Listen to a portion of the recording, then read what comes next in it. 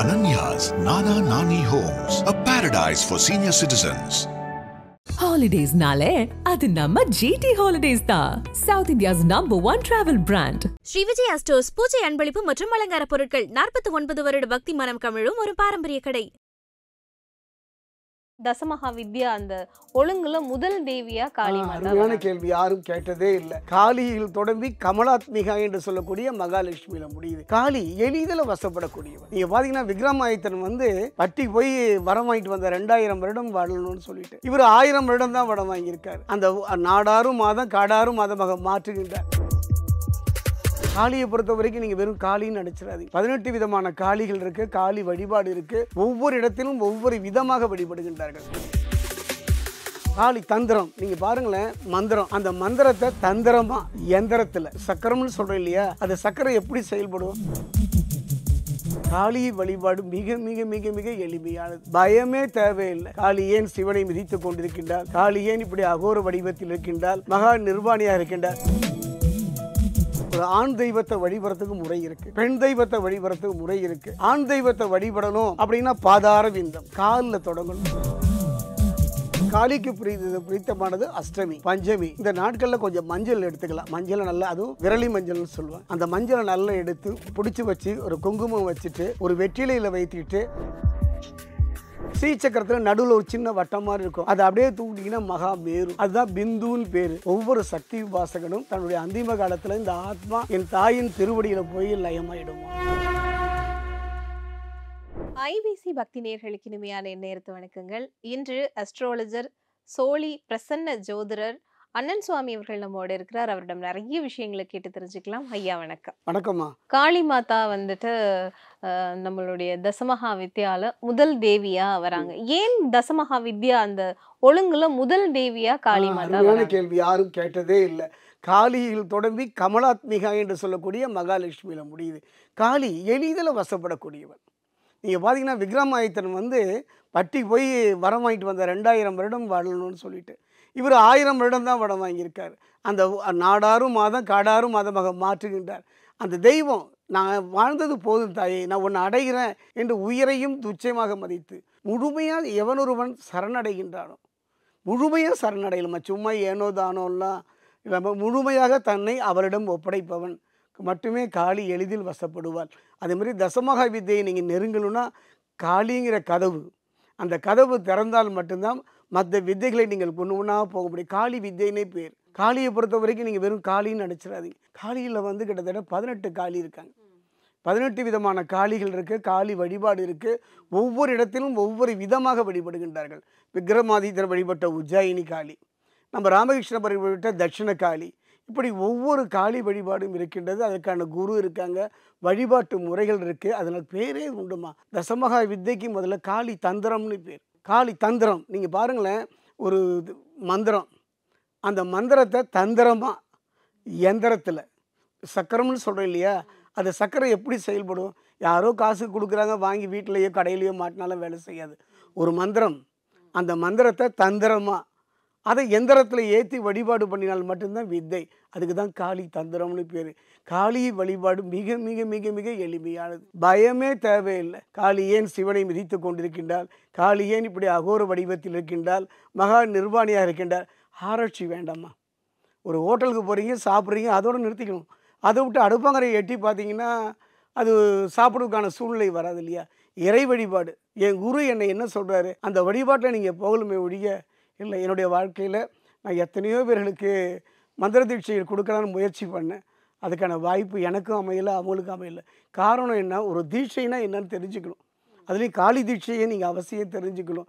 தன்னுடைய அந்திம காலம், தன்னுடைய இறுதி நாள் அவன் நெருங்கியவுடன் அந்த குருநாதர் தன்னுடைய யார் தலை சிறந்த சீடன் என்று அவரை அழைத்து அவருக்கு அந்த மந்திர வித்தையோடு தன்னுடைய முழு இதுவரை கற்ற சாஸ்திரங்களை சம்பிரதாயங்கள் அத்தனையுமே அவற்றை ஒப்படைச்சிடுவார். அப்படி வந்தால் மட்டும்தான் அவன் முழுமையான சீடனாக வர முடியும். தனக்கு பிறகு இவன் தகுதியானவன். அதில் தான் காளி தந்திரம். அந்த வகையில் காளி வழிபாடு என்பது தசமகா வித்தைங்கிறது ஒரு கோட்டை. அந்த கோட்டைக்குள்ளே நீங்கள் நுழையணும் அப்படின்னா காளி என்ற கதவு திறக்க வேண்டும். நிச்சயம். இப்போ காளி வழிபாடு அப்படிங்கிறது வந்து சாதாரணமா யாராலையுமே வந்து வழிபடுறது இல்ல. நம்ம வீட்ல வைத்து நம்ம காளியை வழிபட முடியாது. நம்ம அந்த மாதிரி வழிபாடுற முறைகள் எல்லாம் இல்லை. அப்படி இருக்கிறதுக்கான காரணம் இல்லை. ஏன் வந்து காளியை வந்து நம்ம வீட்ல வைத்து நம்ம வழிபடுறது இல்ல? அதுக்கு ஏதாவது ரீசன் இருக்கா? காரணம் என்ன? பயம்தானம்மா. மனிதனுக்கு ஒரு பயம், குறையில்லாத மனிதன் ஏறு. அது சொல்வார் கண்ணதாசன் அத்திப்பழத்துக்கு. இப்போ பார்த்தீங்கன்னா மேலும் கீழும் கோடுகள் போடு அதுதான் ஓவியம் நீ சொன்னால் காவியம் பாரு. அது மட்டும் கிடையாது, அந்த குறையில்லாத மனிதன் எதுவுமே கிடையாது. எல்லா மனிதனும் ஏதோ ஒரு விதத்தில் ஒரு குறை, ஏதோ ஒரு விதத்தில் சந்தேகம்தான் இருக்கும். அதுலேயும் கடவுள் கண்ணுக்கு தெரியாத ஒரு சக்தி. அந்த சக்தி உடனே வரணும்னா எப்படி பண்ண முடியும்? இப்போ உதாரணமாக ஒருத்தர் வந்து ஒரு குருவிட்ட போய் மந்திர தீட்சை வாங்கிட்டார், கடுமையாக பயிற்சி பண்ணுறாரு, கடுமையான பயிற்சி திடீர்னு காலையில் வந்தால் ஹார்ட்டை பிடிச்சிக்க வேண்டியதுதான்.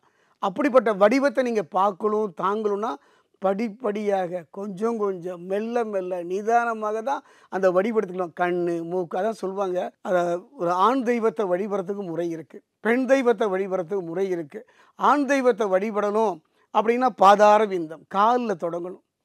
கால் முதல்ல பாதம், அடுத்தர இடுப்பு, கழுத்து, மார்பு, தலை அப்படின்னு போயிடணும். பெண்ணை வழிபடும் போது எடுத்தோடனே காலுக்கு வரக்கூடாது, தலை, உச்சி. அதனால தான் அபிராமி பட்டர் சொல்கிறார், உச்சி திலகம் உணர்வுடையோர் மதிக்கின்ற மாணிக்கம் மாதுளம் பொது மலர்க்கமலை துதிக்கின்ற மின்கொடி மென்கடி குங்கும தோயம் என்ன விதிக்கின்ற மேனி அபிராமி எந்தன் விடுத்துணையே. அந்த உச்சி திலகம் இப்போ குங்குமம் வைக்கிறாங்க, எல்லாரும் நெத்தியில் ஒரு குங்குமம் வைக்கிறாங்க, இந்த இடத்துல ஒரு குங்குமம் வைக்கிறாங்க. அது ஏன் வைக்கிறாங்க? உச்சி. அது எதுக்கு? அந்த குங்குமம் எதுக்கு வைக்கிறாங்க? திருமணமானவங்க வைப்பாங்க. திருமணமாக அது வைக்கிறதுக்கு அர்த்தம் என்ன தெரியுங்களாம்மா? இந்த குங்குமம் வந்து தாய் வீட்டு குங்குமம். இது நம்ம புக போகிறோம் இல்லையா, அந்த குடும்பம். எப்போ ஒரு பெண்ணை பொறுத்த வரைக்கும் 2 குலதெய்வம். ஆணுக்கு ஒரே குலதெய்வம் தான், பெண்ணுக்கு 2 குலதெய்வம். அதாவது வாழ்ந்த இடமும் குலதெய்வம் தான், புகுந்த இடமும் குலதெய்வம் தான். புகுந்த இடத்தினுடைய குலதெய்வம் தெரியலன்னா வாழ்ந்த இடத்தினுடைய குலதெய்வத்தை குலதெய்வமாக நினச்சிக்கலாம். அதனால தான் உச்சி திலகம். அந்த உச்சி திலகத்தை வைக்கின்ற பெண்ணுக்கு உணர்வுடையோர் அவங்களெல்லாம் மனசார நினைக்கிறது யாருன்னா என் தாய் அபிராமி பட்டேன்னு சொல்கிறாங்க. அந்த மாதிரி பார்க்கும் பொழுது தேவி வழிபாட்டில் காளி வழிபாடு கருணை. நீங்கள் பார்க்கின்ற பார்வை தாம்மா, உங்களுடைய பார்வை தான் அது எப்படி இருக்குன்னு எடுத்துக்கணும். கண்ணிலே அன்பு இருந்தால் கல்லிலே தெய்வம் வரும். அந்த உணர்வு தாம்மா. அப்போ ஒரு பெண் இருக்காங்க, ஒரு கவிஞன் பார்க்குறான், அந்த பெண்ணை வர்ணிக்கிறான், அது அப்படி இப்படிலாம். ஒரு மருத்துவர் பார்க்குறாரு, இது என்ன கண் இப்படி இருக்குது, இது என்ன உடம்பு இப்படி சோகமாக இருக்குது. அவர் பார்வை ஒரு மருத்துவர் பார்வை, ஒரு கவிஞனுடைய பார்வை. ஒரு பிள்ளை அவங்க அம்மாவை பார்க்குறான், ஓடி போய் கட்டி பிடிச்சிக்கிறான். ஒரு கணவன் தன் மனைவியை பார்க்குறான். அதாவது கண்கள் 2 தான், ஆனால் பார்வை ஒன்று தானே. அது ஒரு பெண்ணை இத்தனை பேரும் பார்க்குறாங்க, அவர்கள் பார்க்கின்ற பார்வை தான்மா. காளிதாசனுக்கு எனக்கு வேறு யாருமே இல்லைம்மா, உன்னை தவிர சரணம் அகம் பிரபத்தையே எண்ணுவதற்கு சமயங்களும் இல்லை, ஈண்டெடுப்பால் ஒரு தாயும் இல்லை, அமையுறு தோழியர் மேல் வைத்த ஆசையுமேங்கிறாருமா. காளி வழிபாடு இதை பார்க்கின்ற இந்த ஐபிசியில் பார்க்குற நீங்கள்லாம் தயவு செய்து பயமே வேண்டாம்மா, அச்சம் வேண்டாம். இந்த உலகத்தில் பாதுகாப்பில்லாத ஒரு சூழ்நிலை. பெண்களுக்கு பொறுத்த வரைக்கும் இந்த பாலினம் சொல்கிறாங்களே எத்தனை கொடுமை. ஒரு தாய் ஒரு பெண் குழந்தையை பெற்றுட்டான் தினம் தினம் அச்சம் கலந்த ஒரு உணர்வு தான். உடனே உங்கள் குழந்தைகளுக்கு சொல்லிக் கொடுங்க, காளின்னா என்ன, கருணைனா என்ன. ஏங்க 1000 பாதுகாப்பு இருக்கலாங்க, அத்தனையும் பறந்து போயிடும். ஆனால் தெய்வ வழிபாடு, தெய்வ வழிபாட்டில் காளி வழிபாடு எடுத்துக்கொள்பவர்கள்லாம் ஒரு வீரப்பெண் தான். இந்த காளி வழிபாட்டை ஒரு சாதாரண ஒரு பெண்ணும் ஆணும் எப்படி எடுத்துக்கொள்ளலாம்? அவன் என்னை பொறுத்த வரைக்குமே நான் என்னுடைய அனுபவத்தை சொல்கிறேன்.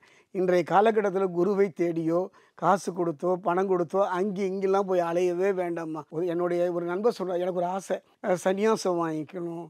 சன்னியாசி வாங்கிக்கும் போது இந்த சாமியார்கள்லாம் கையில் ஒரு தண்டம் வச்சுருப்பாங்களே, அது திரிதண்டம் ஏகதண்டம்லாம் வச்சுருக்காங்களே, அதை மாதிரிலாம் நான் ஆசைப்படணும்னு நினச்சேன். ஆனால் ராமானுஜர் அப்படி இல்லை, அவரே தான் எடுத்துக்கிட்டார்.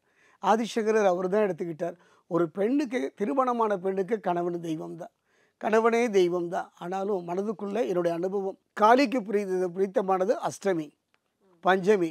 இந்த நாட்களில் கொஞ்சம் மஞ்சள் எடுத்துக்கலாம். மஞ்சளை நல்லா, அதுவும் இந்த மஞ்சள்னு விரலி மஞ்சள்னு சொல்லுவேன். அந்த மஞ்சளை நல்லா எடுத்து ஒரு பிடிச்சி வச்சு ஒரு குங்குமம் வச்சுட்டு ஒரு வெற்றிலையில் வைத்துக்கிட்டு காளியை அவளாக நினைத்து வழிபாடு பண்ணாலே போதும். குருலாம் வேண்டாமா, குருவெல்லாம் இந்த காலத்தில் எனக்கு அவ்வளோ சூழ்நிலை அமையல. ஒரு நல்ல குரு, அதான் சொல்லுவாங்க, தாயோடு சுவை போச்சு, தந்தையோடு துணை போச்சு, மனைவியோடு மானம் போச்சு, குருவோடு எல்லாம் போச்சும்பாங்க. ஆக குரு வேலுன்னா, குரு கிடைக்கலன்னா கவலைப்படாதீங்க. லலிதா சகஸ்ரநாமத்தில் அவளே விளக்கம் சொல்கிறா, குருமண்டல ரூபினியே நமக, தட்சிணாமூர்த்தி நீ ரூபினியே நமகன்னு அவளே சொல்கிறாம்மா. ஆக அந்த வகையில் பார்க்கும்போது ஒரு பெண் காளி வழிபாடோ இல்லை ஏதோ ஒரு சக்தி வழிபாடோ தொடங்கணுன்னா நான் சொன்ன மாதிரி ஒரு மஞ்சள் பிடிச்சி அதில் குங்குமம் வச்சு ஒரு வெற்றிலை மேலே வச்சு அஷ்டமி பௌர்ணமி இந்த நாட்களில் அம்மா நீவே எனக்கு குருவாக இருந்து எனக்கு வழிகாட்ட சொன்னால் சத்தியமாக வழிகாட்டுவோம்மா. இப்போ ராகு காலத்துல வந்து நம்ம காளியை போய் நம்ம வழிபடுறோம் இல்லையா, துர்க்கையை வழிபடுறோம். இந்த துர்க்கை காளி இவங்க 2 பேருக்கு என்ன என்ன வித்தியாசம் இருக்கு? காளி துர்க்கை இவர்கள் எல்லாம் ஒவ்வொரு காலகட்டம் அதெல்லாம் கற்பனைன்னு சொல்வதை விட என்னை பொறுத்த வரைக்கும் நான் உண்மையாக தான் நம்புகிறேன். ஆன்மீகத்தை பொறுத்த வரைக்கும் நான் கற்பனையெல்லாம் பார்க்குறது இல்லைம்மா. பிறப்பு தெரியும், இறப்பு யாருக்காவது தெரியுமா? தெரியாது. எங்கே போகிறோன்னு தெரியுமா? தெரியாது. அப்படிப்பட்ட ஒரு காலத்தில் இப்போ ஒரு பஸ்ஸுக்கு போய் உட்காடுறீங்க, கண்டக்டர் கேட்குறாங்க எங்கே போகிறீங்க? வந்துங்கன்னு இறங்கி கிடந்துடுவார். ஆனால் மரணத்தின் தருவாயில் இந்த மனித உயிரும் ஆத்மாவும் எங்கே போகும்? இந்த இடத்துக்கு போனால் நல்லா இருக்குமே, நம்ம கைலாயம் போனால் என்ன, வைகுண்டம் போனால் எங்கே? ஆனால் என்னுடைய குரு எனக்கு சொல்லிக் கொடுத்தது ஒரு சக்தி உபாசகன், ஒரு காளியை வழிபடக்கூடியவன் அவன் எங்கு செல்வான். நான் கேட்டேன் என் குருவிட்ட, எங்கு செல்வர்? அருமையான கேள்வி. ஒரு சைவத்தை வணங்கக்கூடியவன் கைலாயம் போயிடுவான், நாராயண வழிபடும் வைகுண்டம் போவான். எங்களை மாதிரி சக்தி உபாசகர்கள் வழிபடக்கூடிய இடம் ஸ்ரீபுரம். ஸ்ரீபுரம் என்பது பார்த்தீங்கன்னா ஸ்ரீசக்கரம். ஸ்ரீசக்கரத்தில் நடுவில் ஒரு சின்ன வட்டம் மாதிரி இருக்கும், அதை அப்படியே தூக்கிட்டிங்கன்னா மகா மேரு, அதுதான் பிந்துன்னு பேர். ஒவ்வொரு சக்தி உபாசகனும் தன்னுடைய அந்திம காலத்தில் இந்த ஆத்மா என் தாயின் திருவடியில் போய் லயமாயிடுமா. இதுதான் உண்மை. ஆதிசங்கர் பகவத் பாதாலேயே இதுக்கு சாட்சி.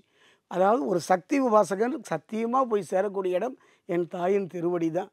ஏன்னா மும்மூர்த்திகளும் 4 வேதங்களும் என் தாய்க்கு அந்த பாதமாக இருக்காங்க. அந்த வகையில் பார்க்கும்பொழுது ஒவ்வொருத்தரும் சொல்லுவாங்க அவங்க வழிபடக்கூடிய தெய்வம் தான் இருந்துட்டு போகுது, எனக்கு ஏன் தெய்வம்? காளி வழிபாடு இந்த தசமகா வித்யாக்கள்ல வந்து முதலாவது மிகப்பெரிய சக்தியா இருக்கிற இந்த காளி தாயினுடைய வழிபாட்டுல வந்து நம்ம இந்த மாதிரி நீங்க சொன்ன அஷ்டமியில வந்து மஞ்சள் வைத்து நீங்க ஆரம்பிக்கலாம் அப்படின்னு சொல்லியிருந்தீங்க. இதற்காக ஏதாவது மந்திரங்கள் இருக்கா?